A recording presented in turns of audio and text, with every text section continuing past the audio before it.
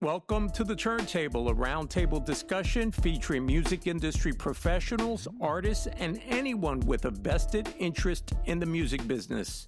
We're going to talk about the evergreen concept of marketing. That never gets old and it never stops changing. So we're going to be digging into that. But first, I want to make sure we go around the room and hear a little bit about our phenomenal guests. I want to pass that off to the recording artist at the table, Mr. Juan Gutii. So go ahead, give us a little synopsis of your background. Of course. First of all, thank you so much, Israel. Thank you, 3300 Climbing, for this very special invitation. I'm super happy to be here. My name is Juan Gutii. I'm a guitar player, music producer, artist, and songwriter from Bogota, Colombia.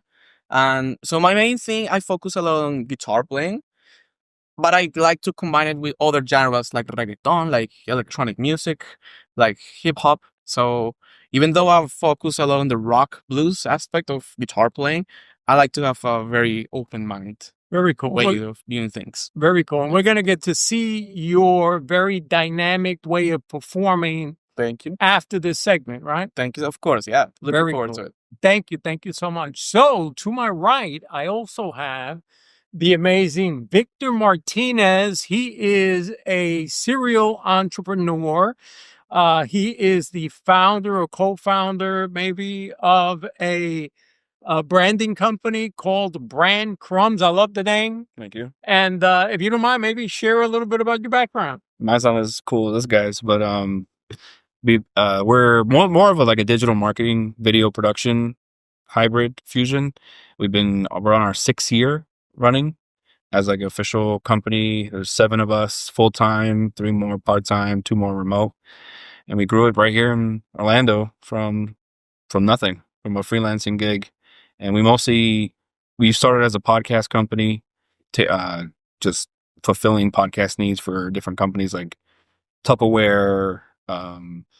We did Michael Jordan's son's podcast for a while. We've done a bunch of other things, but then we've fully immersed in just doing digital marketing, like paid ad campaigns, and we haven't turned back. We're not going to turn back. Very cool. Well, thank you so much for joining us, and have no doubt we have plenty that we can learn from your experiences. So thank you. Yeah. And to my left, I have the wonderful Tabari Francis. He is a veteran music artist, manager. He also is a serial entrepreneur and has even worked with some pretty significant artists that he helped develop. So if you don't mind telling us a little bit about that. Yeah, thank you. Happy to be here. Like you said, my name's Tabari Francis, originally from Orlando, Florida. And I got my start in the business in 2009 during MySpace days. So for me, that was like the introduction of what is happening now in the overall entertainment business in terms of DIY, direct to consumer, knowing your fan base. And, I got my start by discovering an artist that ended up becoming Black Bear.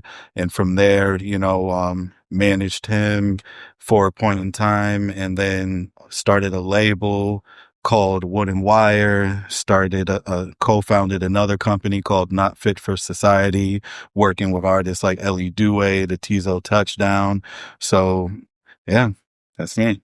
Very cool. Thank you. And you touched on so many different things that I want to be able to dig into. Just the convergence. I mean, you both did the convergence of so many different services that, kind of blend together.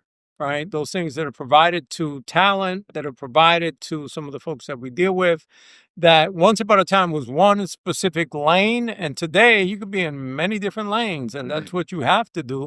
Speaking of lanes, we have a pretty amazing guest on the podcast, and that includes somebody who is an author.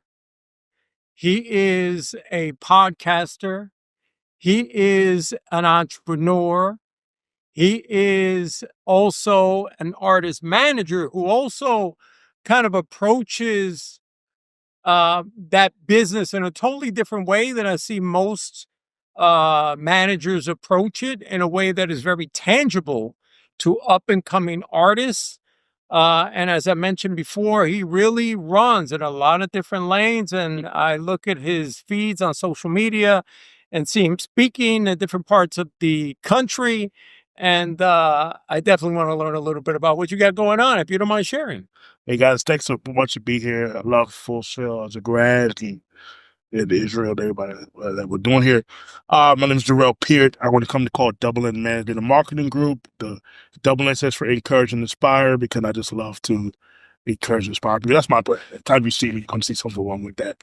I love managing artists, but mostly through the education space now, consulting and really teach them how to build a core audience because I really believe that having a core is going to allow you to be here and have longevity in this forever changing thing we call the music industry and entertainment business. But what won't change is your core audience and being able to serve them. I've been to 10 countries around the world, so I understand the global music industry as well as the music industry here in the United States. And I tell artists all the time, when you're global, that's way better than being famous because it just creates more opportunities. I could go deeper, but that's a nutshell what I do. Thank you. I appreciate that. So let's talk a little bit about, I mean, you talked about convergence, like you all kind of converge in different spaces, but there is a common denominator. And that common denominator is that you always have to find an audience and serve your audience, even if you're serving that audience on a B2B level, even if you're serving that audience on behalf of somebody else, a client. That is something that so many of us do on a regular basis. One of the things I would love to learn about during this session are some of the ways that you approach it and also manage it, because there's so much that is changing. It goes without saying. I mean, especially with AI, which we'll dig into. It's a whole different conversation. So I'm going to throw this out and then see maybe somebody could pick it up.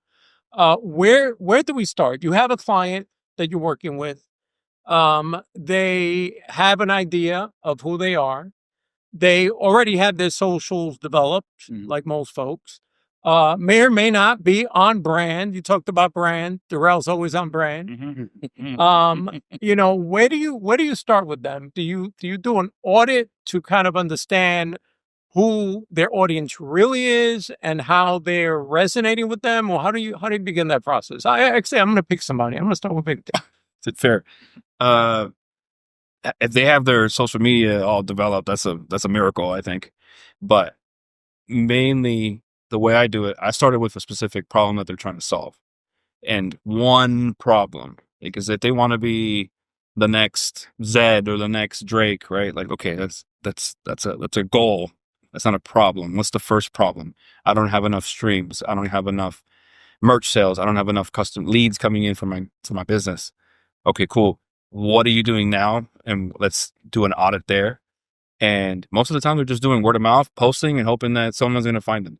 So they have a client acquisition problem. Like for artists, they would have a fan acquisition problem. Yeah. And I start there and dissect that problem and then find out the next step would be, that's part of step one, is who's their ideal client, their ideal fan, their ideal customer.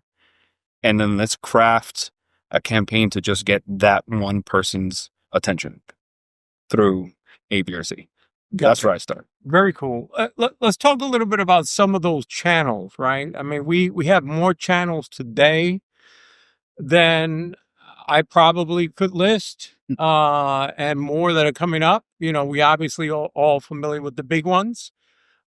Maybe if you could talk a little bit about some of your favorite channels that you use the most, and what metrics you're looking at on those channels, right? The obvious are the kind of, for lack of a better description, the lowest hanging fruit, which is a like.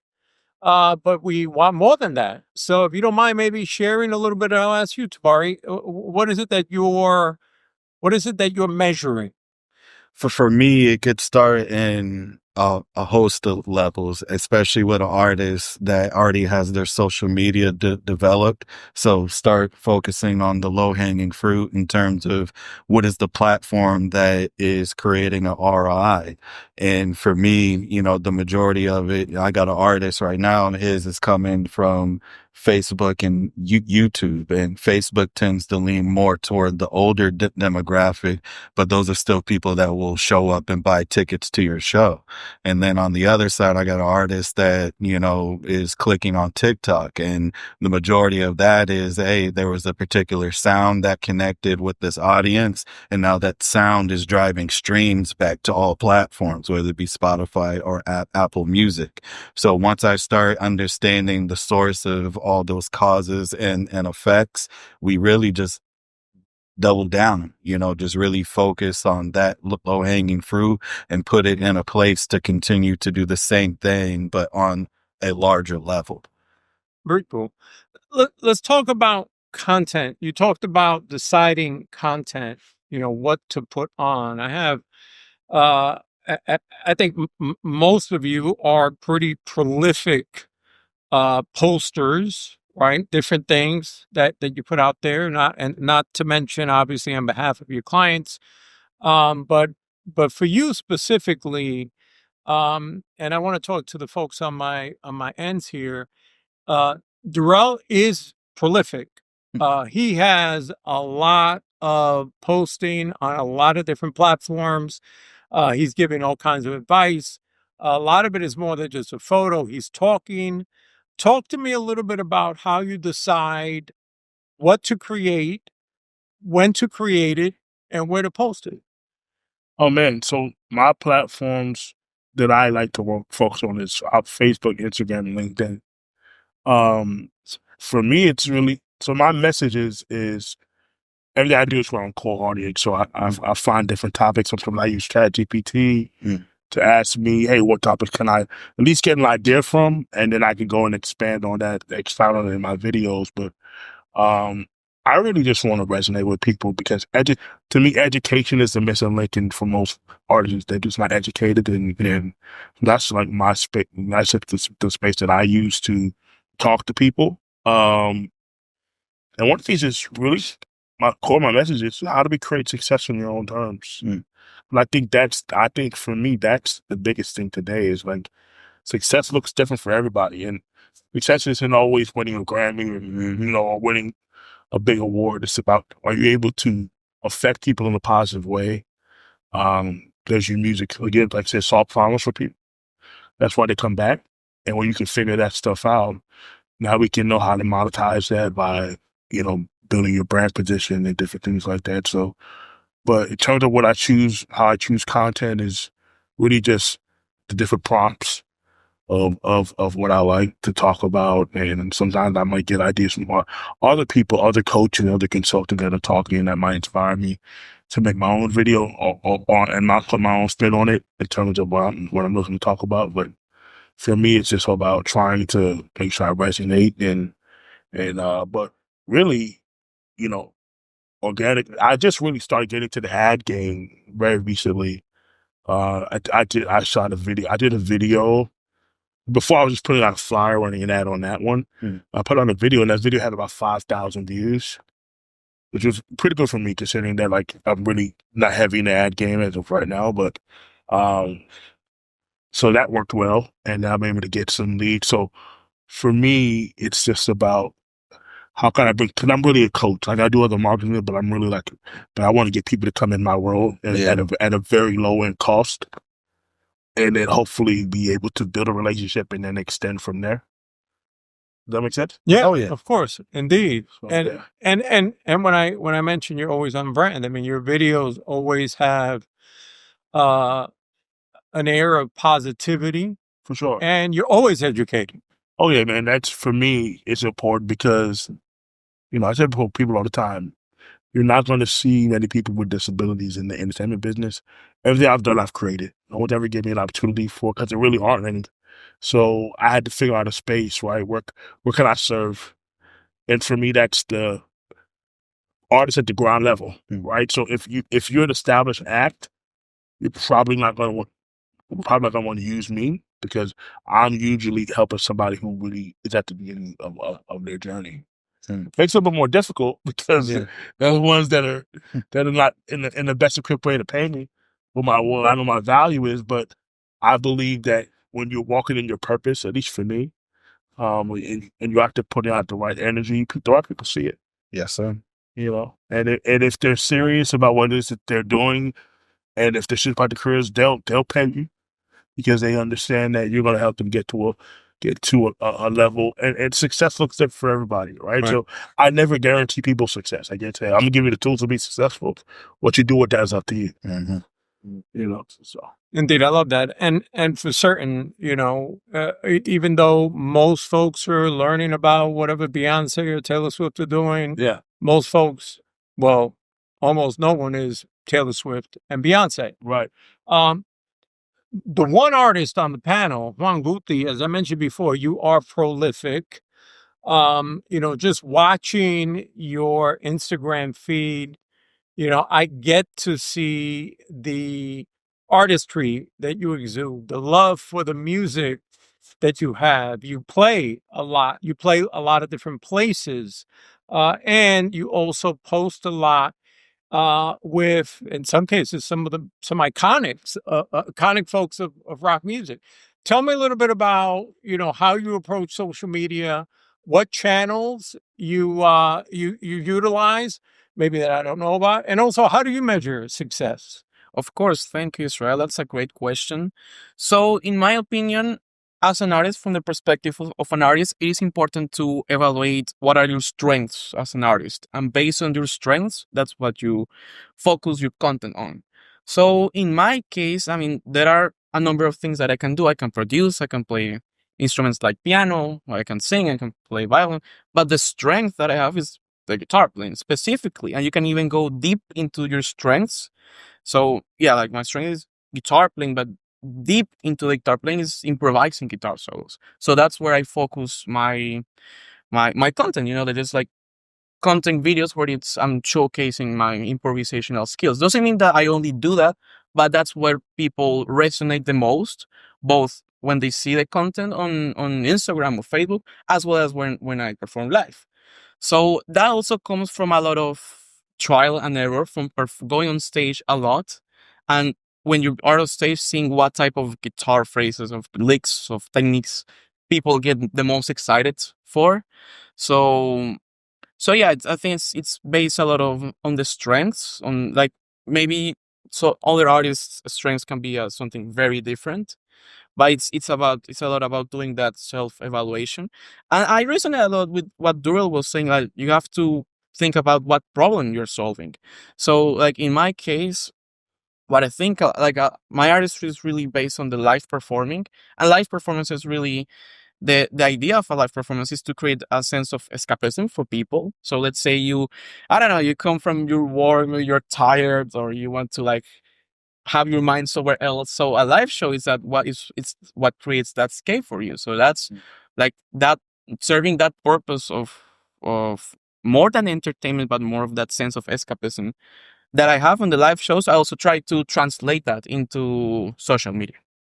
So yeah, obviously Instagram is a very important channel for me. Facebook, because as you said, you know, like there's a lot of connection with people that listen to a lot of classic rock. So that works a lot great in Facebook. Also, you know, like all the streaming platforms, Spotify, it's also a big one, you know, where people can listen to all the collaborations that I have done, all the music that I have done.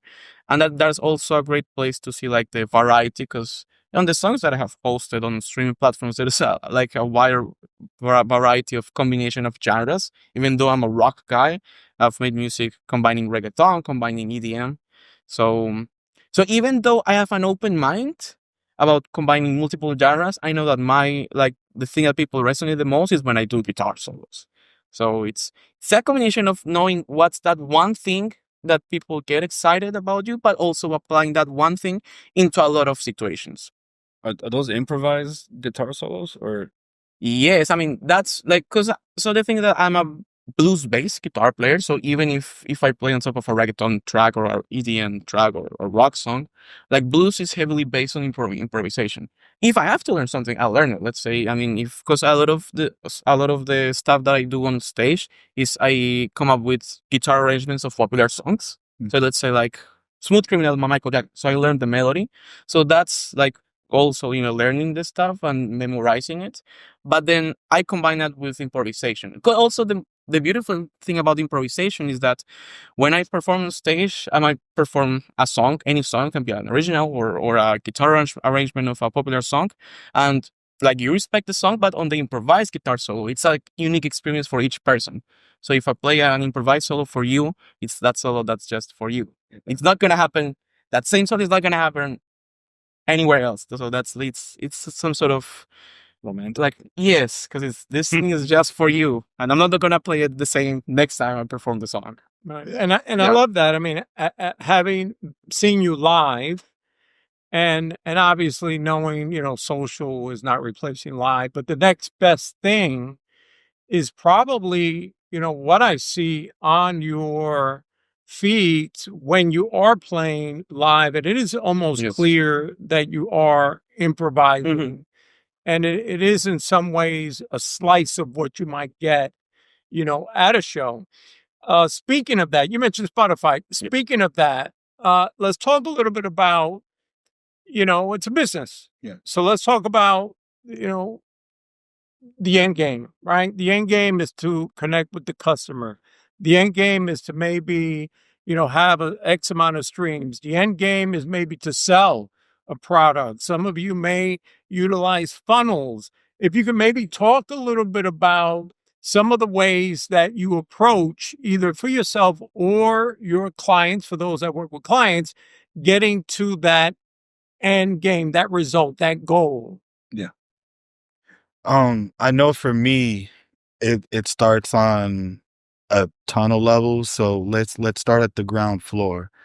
I have an artist by the name of John Wild, and last year, August, he was averaging about 45,000 monthlies just on Spotify. And then that same time, he released a song. It was a piano ballad, but just a great written song. And for whatever reason, it was able to find a pocket of a fan on TikTok that found a certain part of the sound and was able to share it. And that right there sparked something to where it drove streams back. So fast forward to now, that August time frame where he was at like 40K monthly, today he's approaching 400,000 monthly. Wow. All right. And mind you, that's still ground level in some sense, but he's breaking through, So for me, and what our game plan is let's focus on this one song, because too many people are so quick to drop a new song a month later. I milked the hell out of that song to where I released 4 other versions accompanying it. So we released a dance European version. We released a lo-fi version. And we released a more produced out version with a female vocal. So that's included with the original. That's just a piano ballad. So for us, we are just like, let's hit all of these parts to go ahead and put more toward the algorithm, because it's going to allow us to break through. If this one song right here is telling us it's going to break through, these other versions that we're creating right here are going to break through as well.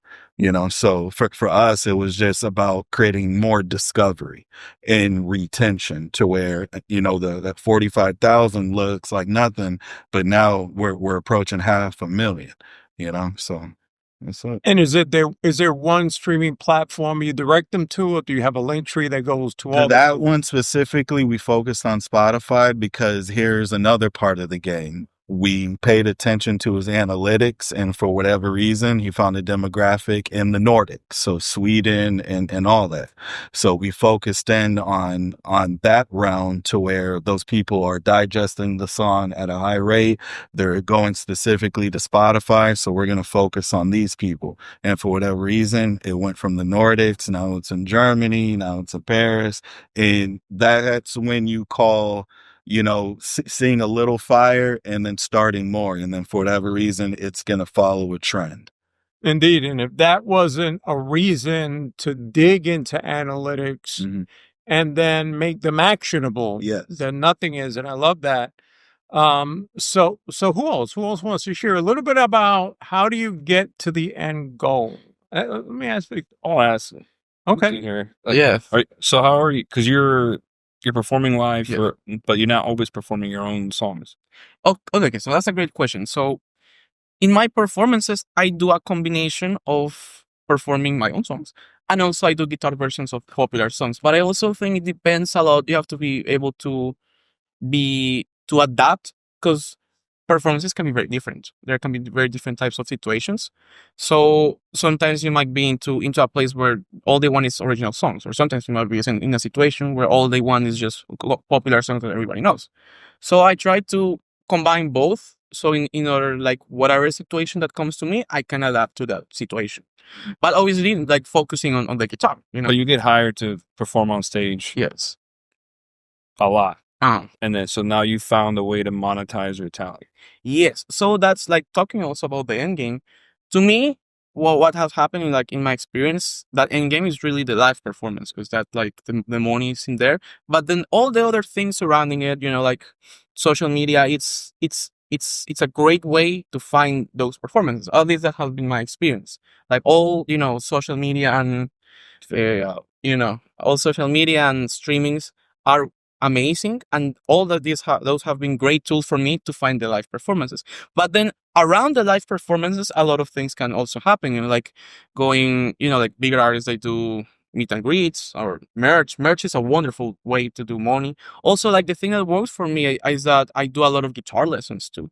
So out of those live performances and out of social media, I have a lot of students from all over the world. So that's also a great way of making money, like doing guitar lessons. And you're doing that online as well. Yes. And that's a great. Through school or Circle or Kajabi? What do you do? So, I mean, like, out of, like, social media and people that see me perform live, and mostly I used to do guitar lessons, like, in person, but the thing is that when you do them online, you can do more in a shorter amount of time. For sure. So doing them online is a wonderful thing, and also from people from all over the world. So Yeah, because you're not only are you showing your proof of concept and what you do for yourself, they're latching on. I want to learn that too. That allowed you to build a community around your time. Of course, yeah. And then the good thing is that, like, the people that that study with me guitar, they also get to consume my content. They get to listen to my music. They go if they live here in Orlando, they go to my shows. It's beautiful. So it's it's figured a it out. combination. Yeah, bro, you're killing a whole bunch of birds with one sound, man. Thank you. One thing about that is, like, because I used to manage an artist for a long time, Cognac and Roses, and I use social media to grow his from nothing to 100,000 streams, right? That's not nothing. That's nothing anymore. But back then, from nothing, right? But I had a lot of people approach me like, "Oh, can you manage me? Can you manage me? Can you manage me?" I never wanted to do it, but because a lot of them didn't have the end game aligned, right? Yeah. They wanted to. If I'm good, they're gonna find me. End game is fame for that. And honestly, he's figured it out where he's monetized his passion in different ways. So now he can sustain himself. He can build a family. He can build a business. Yeah. And then he can go perform and do whatever music he wants. Right? Yes. And then added to that, there's also, because I'm a producer. So I also, I do producing and mixing and mastering. That's it. So it's always a learning process. Like, it's never like, I can do all these things and no, it's like, it's always learning. And I try to always have my mind like a sponge, like trying to absorb and learn from everybody, because not only because, like, people, I mean, I try to surround myself with people that are doing amazing things, and I get to learn from them, and it's wonderful. But also, like, times change, so, like, whatever it is now, maybe in 2 years is super different For sure. because technology and AI. So it's like I always try to have my mind like absorbing and being aware of what's happening and learning from people, learning from situations, learning from technology.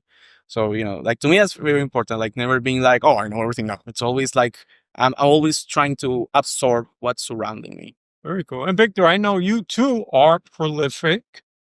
Tell me a little bit about your approach and what that game is. End game is, I would assume, to acquire new B2B customers, or if you want to talk maybe a little bit about how you approach that for a client. For myself, I used to hate being on camera. I was always a behind the scenes guy, but I'm literally selling a video product on the front end and then a result on the back end. So I realized I'm like, I have to go on camera. I have to go and teach. I decide what I'm going to do on content, but based on the problems that my ideal client has. So if they have a problem with they need more leads, they need more fans, they need more gigs, they need more merch sales, right? I am like, okay, great. I have that problem. You have that problem. I know how to solve it. Here's a video on how I would solve it. And this is how we can help you solve it. And I try to give as much value as I can. I also try to entertain because it's social media. Mm-hmm. So I try to find like funny ways to do it. I'm not a TikToker creator, right? But you have to entertain. They're literally on Instagram, Facebook, TikTok, YouTube to disassociate and scroll and get that dopamine hit. So you have to entertain. So if you can give value and entertain at the same time, you're winning. So that's my formula. Very cool. And Durell? For me, man, in terms of when I'm running, so I have this thing I call the music is Portuguese, and like I was saying earlier, where I bring people in on a low cost level. And so I started doing the videos. And so I never put my website on the video or on when I'm doing, I put the ad. So I let them come to me. And now what I do is I do the phone manually through the DMs now. So I'm pre-qualifying them before we go on the Zoom call because you'll never see my prices online. You got to talk to me. Yeah. But I don't want to have a million conversations with everybody or Zoom call with everybody. So I ask a series of questions. I know the questions I'm going to ask. So I could basically predict the answers so I can then know if I want to talk to them. And fortunately, when you run the ad, it looks good. So you're going to get a lot of people who have really bad music. So the ones that really come through, they get my attention. And because I feel like once I get on the Zoom call, I'm gonna close you. Once we get on the call, I've been doing this long enough to know what to say, the rebuttals, that type of deal. So, but for me, it's just about how many people can I touch to eventually get that person that's gonna, I'm running the ad for $10 a day. I just did an ad for $10 a day, $125. So that was like 5,000 views. So I'm probably gonna run that again next month to see what we can do. I'm run the same video and see how it converts again, and see if I need to change some things. But ultimately, I'm trying to get you into my world on a low end offer, so that I can then build a relationship. Then I can then either coach you or consult, or even create other opportunities. Like I'm doing tours now in Japan and the Philippines, things like that. So different ways I can ultimately help you, and then ultimately make some money for myself. Very cool. And one of the things that you mentioned is merchandise. It's interesting because other than the obvious streaming, the other product that a lot of artists have is merchandise. Things have changed. Once upon a time, it was the ubiquity of the vinyl record or the CD.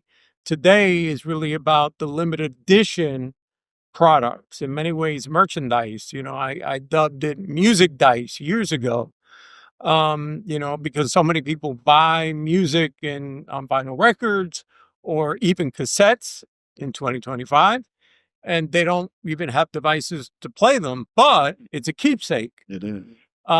So I don't know if any of you have worked with artists that have products that they make available, but in my estimation, a lot of times, because we've seen less and less of those, that in and of itself, if you're creative, becomes the marketing. If you put something really cool and creative, we've seen, plenty of unboxing videos.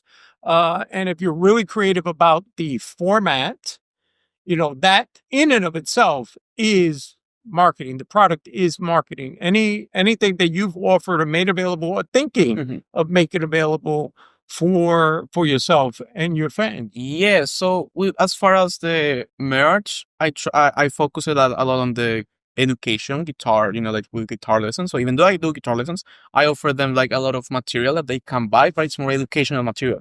So let's say I have like books of tablature, and I explain them like guitar exercises or techniques. And then I also like offer them like videos that is like me explaining a specific technique, like, oh, this is like a legato concept that you can use where you can improvise. So even though I do the guitar lessons, I offer them like pre-recorded videos and also like written out material that they can use to improve their playing and also to learn more about music theory. Because like when I teach, I focus obviously on guitar playing and teaching them songs, but also a lot about music theory. So there's also a lot of the material that I have. It's whether it's video or like written out stuff, it's also like explaining about music theory, how scales work, how keys work, how you can build up chord progressions and make something that people will like, or maybe have a specific effect.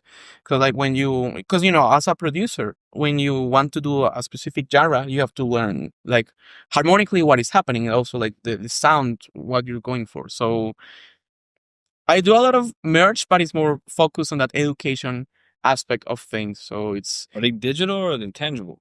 so I like to like write them because I have like this, Do you sell it at shows or you sell it on your website? mostly on like when I do the guitar lessons, I sell, That's kind of there's all like, we figured it out. like, oh, so this is like concepts about tapping or sweep picking or bending or, like this scales or, this is how you figure out modes and what scale to play and which chord progression. So it's like, because we were talking about audience, like a lot of an important part of my audience are what I call guitar nerds. We're all guitar nerds. So it's like, that's a big thing for me, this You should go to school.com. Yes. KOOL. Mhm. And just build your community on there and charge $20 a month. Mm-hmm. There's a barber right now teaching barbers how to do Yes. biz, not Oh, hair, right. but how to retain Of course. clients and get Oh, clients. nice. He makes $40,000 a month. Wow. Beautiful. And he This just is- recorded a that's the bunch thing, of stuff, Yeah. Nice. and he goes on one weekly Zoom Oh, wow. with everybody a week. Yeah. $40,000. What is the name of the platform? School. SK. It's like a teachable thing. It's like Teachable, yeah, but there's a community aspect to it. So then people can enroll. It's kind of like an actual school where people can post discussion boards and like online school and like interact with each So other. it's like SK. Oh, I'm gonna check. Oh, nice. I'm gonna check that. do it. Oh, beautiful. Yeah. I want to check it out. I have a school yeah. now for my clients. Oh, It's nice. private. I don't charge, but Okay. it's in my Yeah. pricing. Oh, wow. Right? Beautiful. Yeah. But $40,000, imagine you. Oh, wow. Very nice. Cool. Very cool. And Yeah. Tabari, as someone that works with a variety of artists, could you talk a little bit about the physical side of that, the physical products that they either are making available, how they're promoting those? Do you find that the product itself can be marketing? And what platforms are you using outside of the obvious socials? Are you using Bandcamp for those? Starting with the physical aspect, for me as a manager or as a label, I'm thinking what type of moment we could build around something that is already a conversational piece. So I'll start back in 2017 when I was managing Black Bear. We had an album called Digital Drug Lord, and the whole background of that album is he felt like the music he was putting out was connecting every time that he felt like he was selling songs like a dealer, you know?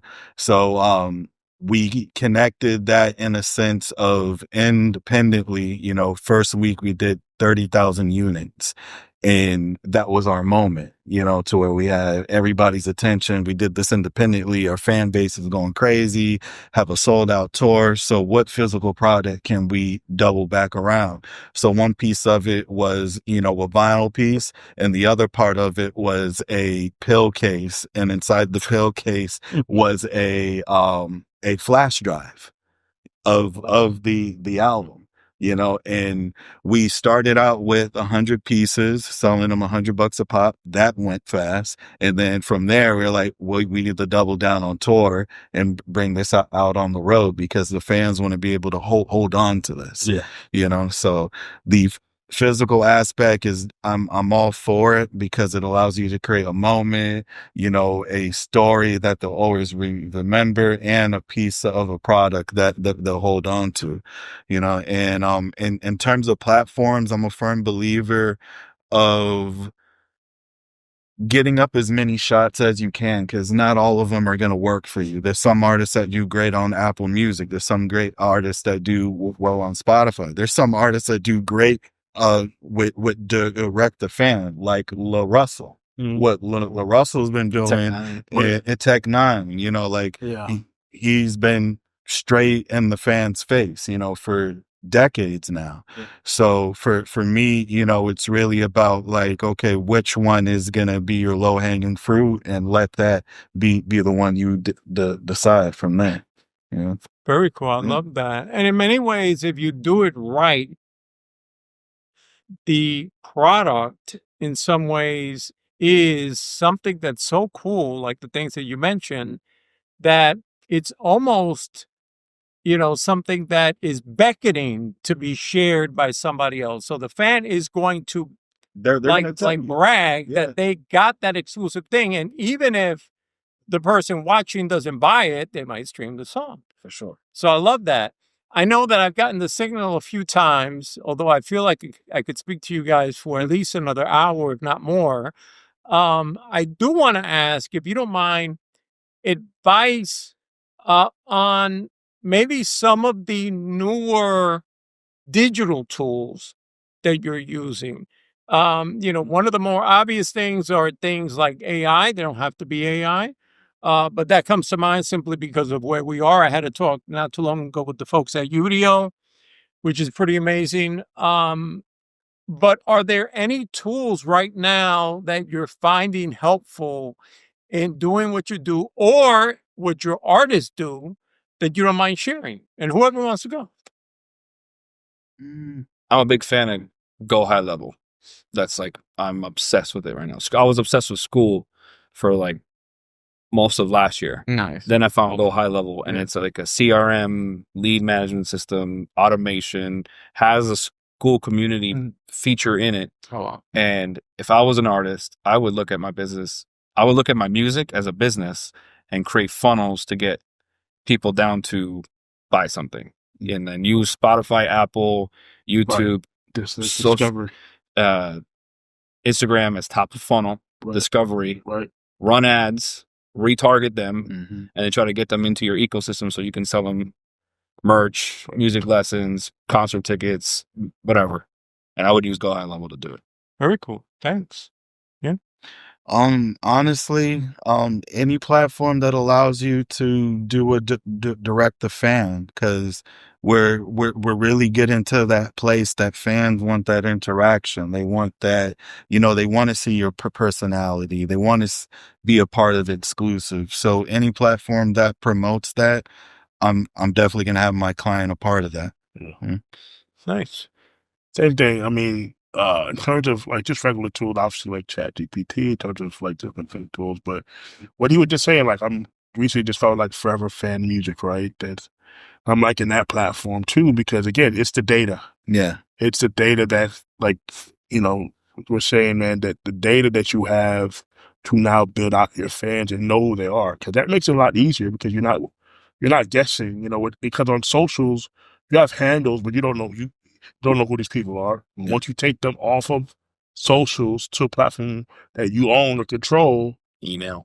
You can then, right. And so for some people it's an email, some people it's text, right? So both work, you know, and you could run both simultaneously and get that data, and that allows you to make different decisions to ultimately drive revenue, and then, you know, allow you to have a core, right? Because if you could have a core of 1,000 people, which is not a lot of people, but 1,000 that are spending $100 a year, that's $8 a month. That's a price of a Starbucks coffee a month. You're making $100,000 a year. Yeah.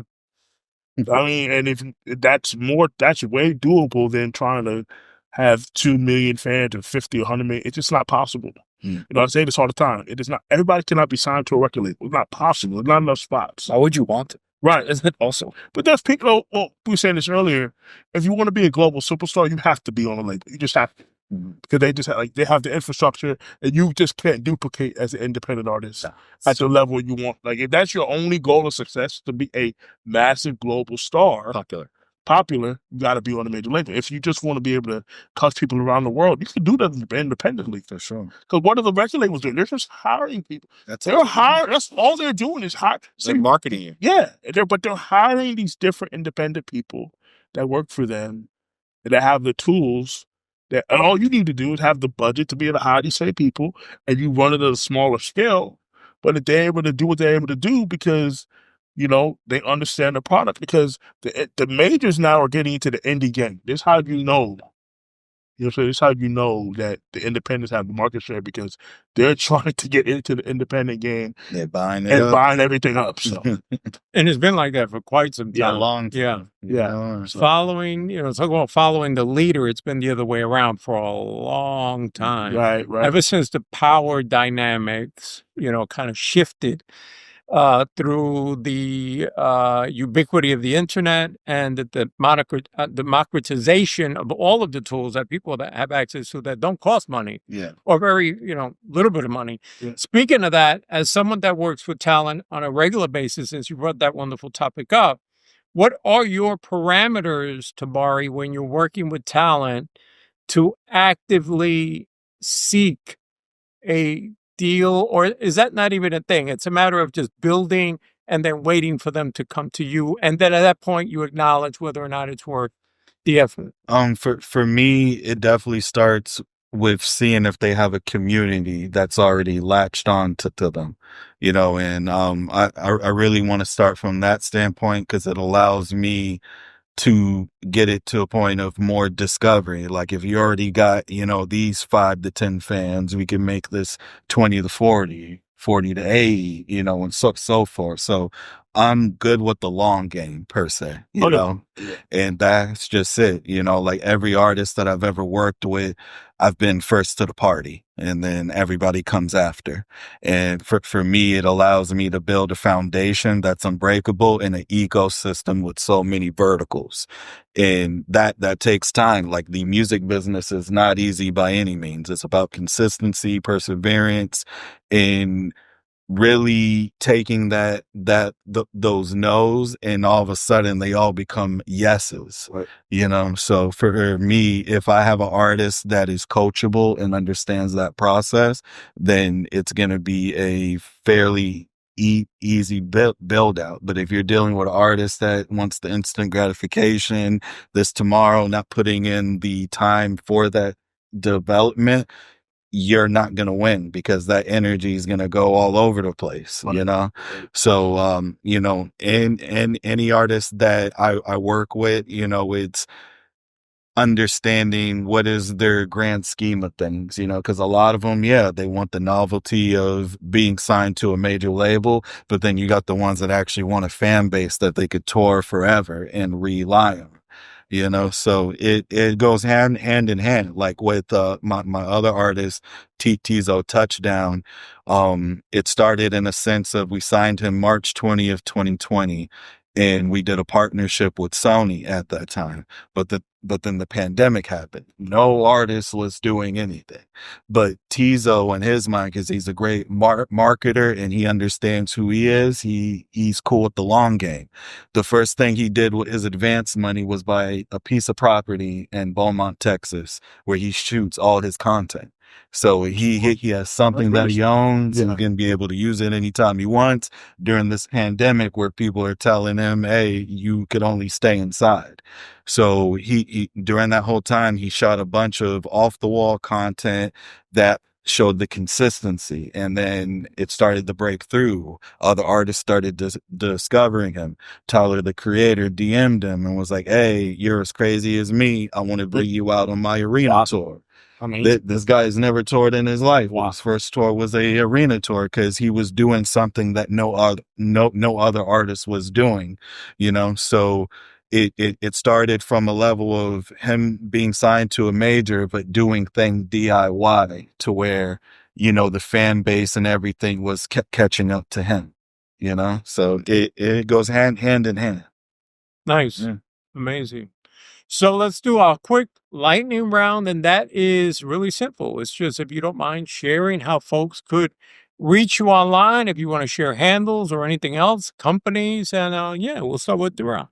Yeah, you can find me online at Durell Peart.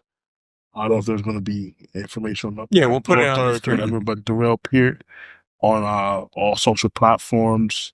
Y'all connect with me on there. Everything, my full name, Tabari Francis, at Tabari Francis, TABARIFRANCIS. Thank you. Right here. You can connect with me personally on Instagram at Vic Happens, VIC Happens, or my company at brand.crumbs.